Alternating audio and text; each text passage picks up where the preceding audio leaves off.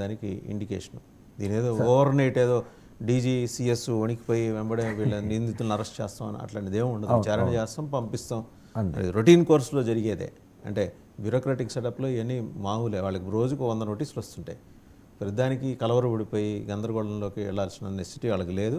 But ఏంటంటే వీళ్ళు తీసేసినంత స్థాయిలో అయితే వైసీపీ లేదు. వాళ్ళు బాగానే పని చేస్తున్నారు. ఇన్నాళ్ళు సరే జైళ్ళకి వెళ్ళటాలు, పరామర్శించాలి, ఇవన్నీ అయిపోయినాయి. ఇప్పుడు జైల్లో ఉన్న వాళ్ళందరూ పరామర్శించడం అయిపోయింది కాబట్టి ఇప్పుడు ఇలాంటి ఇష్యూస్ మీద ఫోకస్ పెట్టినట్టు కనిపిస్తుంది.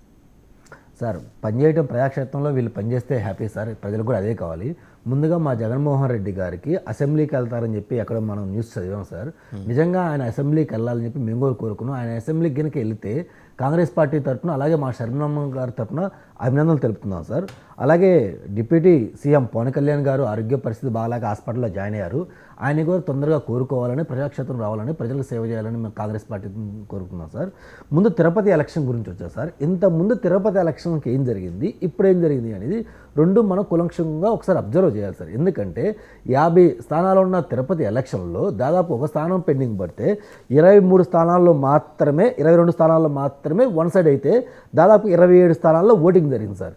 నా చరిత్రలో ఇప్పటివరకు ఎన్నడూ లేని విధంగా 22 స్థానాలు ఏకగ్రీవం ఎలా అయినాయి అదొక క్వశ్చన్ సార్. ఎందుకంటే 22 స్థానాలు ఏకగ్రీవంగా అయ్యే విధంగా వీళ్ళేం పరిపాలన చేయాల, వైఎస్ఆర్సీపీ ఏం పరిపాలన చేయాల.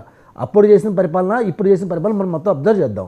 సో 22 స్థానాలు ఏకగ్రీవంగా ఎలా అయ్యాయంటే వాళ్ళు కరెక్ట్ పరిపాలన చేయాలా, ఎలా అయ్యాయో మనం చూసాం.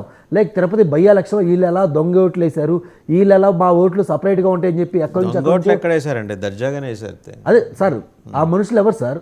అక్కడ జరిగిన లోకల్ బాడీ ఎలక్షన్, ఇంకొక ఎలక్షన్ మనుషులు ఎవరు? ఆల్మోస్ట్ ఎంపీ ఎలక్షన్ దగ్గరుండి క్షేత్రాలు దొరలాగేశారు. సో దొంగ ఓట్లు నిజంగా దొరలాగేశారు సార్. సో నేనేం చెప్తున్నా అంటే అప్పుడు వైసీపీ ఎలాగైతే రాక్షసంగా పరిపాలన చేసి చౌదరి గారు చెప్పిన ఎందుకో నేను కన్విన్స్ కాలేకపోతున్నా. మరి 6 లక్షలు అనే విషయంలో చౌదరి గారు ఎగ్జాక్ట్ ఫిగర్ తెలియజేయాలి సార్. సో ఇప్పుడు ఆ రోజు వైసీపీ వాళ్ళు ఏదైతే చేశారో ఆల్మోస్ట్ ఇప్పుడు టీడీపీ వాళ్ళు కూడా అదే చేస్తున్నారు సార్. ఎందుకంటే ఎందుకు మీకు కకృతి? జస్ట్ ఒక డిప్యూటీ మేయర్ లేకపోతే మీకు ఏమైతే తినది అరగదా, లేదా మీ పరిపాలన ఏమో ఆగితే, లేదా అసెంబ్లీ పడిపోయిందిగా, ఆగొచ్చుగా 1 year 2 years ఆగితే మీకు వస్తుంది కదా. మీరు ఓట్లు వేసి కూడా చేసి మీరు గెలవచ్చు కదా, మేయర్ గెలవచ్చు, డిప్యూటీ మేయర్ అన్నీ గెలవచ్చు కదా. ఎందుకు వాళ్ళు చేసిన రాక్షస పాలన మళ్ళీ మీరు ఎందుకు ఇంప్లిమెంట్ చేస్తున్నారు? అది తప్పు కదా. ఇంతకుముందు మన డీసీపీ కానీ ఇంకోటి కానీ సార్ మీకు గుర్తు లేదు, కోర్టులో బుక్ ఇచ్చేసి సార్ లా అండ్ ఆర్డర్ ఒకసారి చదవండి అని చెప్పింది సార్ కోర్టు. సో అలాగే ఇప్పుడు మీ పరిస్థితి కూడా అసలు వాళ్ళ దగ్గర నుంచి నోటీసులు వచ్చాక మాత్రాన్ని ఇప్పుడు వైసీపీ వాళ్ళు ఏం పట్టించుకోలేదు, మీరు ఏం పట్టించుకోరు, దానికేం కాదని లేదు.